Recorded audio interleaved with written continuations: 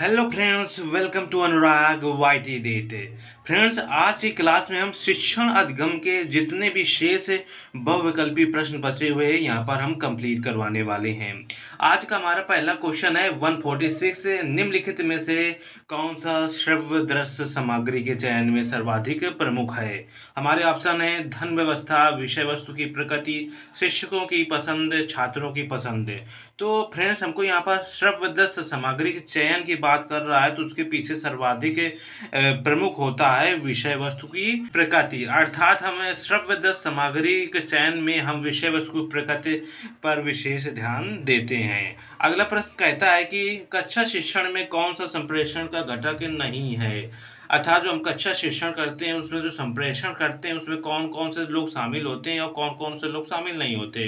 तो कक्षा शिक्षण में शिक्षक होता है जो कि पढ़ाने कार्य करता है, पाठ्यवस्तु होती है जो पढ़ाई जाती है, छात्र जो पढ़ते हैं। लेकिन कक्षा शिक्षण में अभिभावक का कोई कार्य नहीं होता है, इसलिए हमारा यहाँ पर नहीं है पूछ रहा है, इसलिए ऑप्शन नंबर सा हमारा सही हो जाएगा।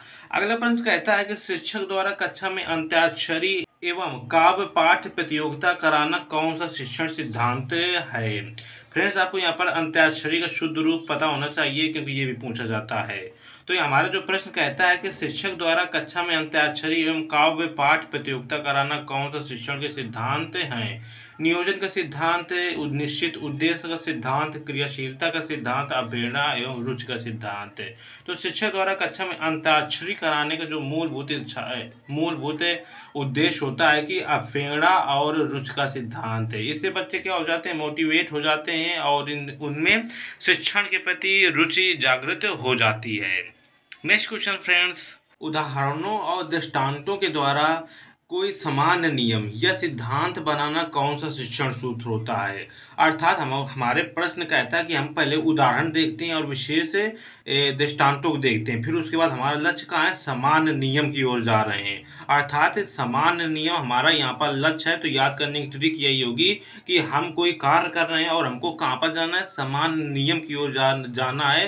तो ये जो शिक्षण सूत्र होता है ये विशिष्ट से सामान्य की ओर है, क्योंकि हमारा यहाँ पर लक्ष्य का क्या है, हमारा सामान्य नियम पर हमारा जाना लक्ष्य है, इसलिए विशिष्ट से सामान्य की ओर हमारा यहाँ पर राइट क्वेश्चन आंसर हो जाएगा।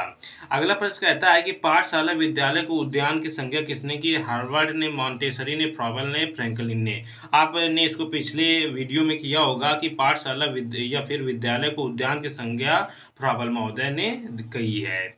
अगला प्रश्न कहता है कि छात्रों को अपने भावों एवं विचारों को व्यवस्थित ढंग से अभिव्यक्त करना किस प्रविधि में आता है? प्रश्नोत्तर प्रविधि में, वाद विवाद प्रविधि में, प्रयोगशाला प्रविधि में, पाठ्य पुस्तक प्रविधि में। तो यहाँ पर अपने भावों और विचारों को व्यवस्थित ढंग से अभिव्यक्त करने की बात कह रहा है, तो यहाँ पर वाद विवाद प्रविधि सर्वाधिक उपयुक्त मानी जाती है। अगला प्रश्न कहता है कि प्रश्नोत्तर प्रवृत्ति के जन्मदाता हैं रूसो, प्लेटो, सुकरात, अरस्तु। तो आपको याद रखना है कि जो प्रश्नोत्तर वृत्ति के जन्मदाता हैं वो सुकरात महोदय हैं। संप्रेषण प्रक्रिया प्रभावी होती है यदि संप्रेषण मंदगति से होता है, अनेक व्यक्तियों के साथ होता है, तीव्र गति से होता है या स्पष्टता के साथ होता है। यदि हमारा संप्रेषण कम्युनिकेशन जो है स्पष्टता के साथ होता है तो वो सबसे प्रभावी माना जाता है। इस राइट ऑप्शन नंबर द हो जाएगा। अगला प्रश्न कहता है कक्षों की कमी होने पर शिक्षक अपनाता है। अर्थात कोई विद्यालय वहाँ पर जो हमारी संरचना है, स्कूली संरचना है, उसमें कक्षों की कमी है, तो वहाँ पर शिक्षक क्या करता है? तो शिक्षक वहाँ पर बहुकक्षा शिक्षण, बहुस्तरीय शिक्षणविद या उपचारात्मक शिक्षणविद या सहगामी शिक्षणविद अपनाता है। तो यहाँ पर शिक्षक जब वहाँ पर कक्षाओं की कमी है तो शिक्षक बहुकक्षा शिक्षण अपनाएगा। बहुकक्षा शिक्षण में क्या होता है, हम एक दो क्लासों के बच्चों को एक साथ एक ही कमरे में बैठा लेते हैं फिर पढ़ाते हैं। ये भारत में, उत्तर प्रदेश में बहुत ही आम बात है, सरकारी स्कूल में ऐसा आप देखेंगे आगे जाकर। अगला प्रश्न कहता है कि कक्षा शिक्षण में प्रशंसात्मक शब्दों का प्रयोग किया जाता है। तो ये इसका जो ऑप्शन है कि ऑप्शन नंबर सा, पुनर्बलन कौशल। अर्थात कोई कक्षा शिक्षण हो रही है उसमें कोई शिक्षक प्रशंसा भरे शब्दों का प्रयोग कर रहा है तो बालक को पुनर्बलन कौशल के द्वारा बालकों को रुचि जागृत करने की वो कोशिश कर रहा होता है। हमारा प्रश्न कहता है कि कक्षा शिक्षण करते समय शिक्षक TLM का प्रयोग करने से, अर्थात कोई शिक्षक है वो कक्षा में अपना शिक्षण करवाते वक्त टीएलएम का प्रयोग कर रहा है, तो उससे क्या क्या लाभ होंगे। छात्रों को पाठ सहजता से बोधगम्य हो जाता है, छात्रों को मानसिक विकास होता है, छात्रों का बौद्धिक विकास होता है, या उपयुक्त सभी।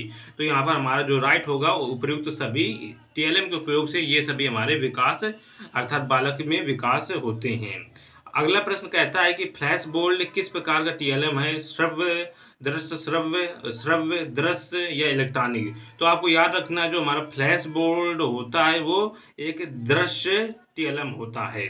अगला प्रश्न कहता है कि कौन सा प्रकृति प्राप्त टीएलएम नहीं है। तो प्रकृति प्राप्त यहाँ पर टीएलएम की बात कर रहा है, अर्थात जो हमारे प्राकृतिक द्वारा हमको मिलता हो। तो कंकड़ पत्थर बिल्कुल सही, ये भी हमको प्रकृति से मिलते हैं। टहनियाँ, पत्तियाँ, ये सभी हमको प्रकृति द्वारा दी जाती है, लेकिन जो मानचित्र होता है हम स्वयं, अर्थात ये मानव निर्मित होता है टीएलएम। इसलिए जो मानचित्र है वो एक मानव निर्मित टीएलएम है, न कि एक प्रकृति निर्मित टीएलएम।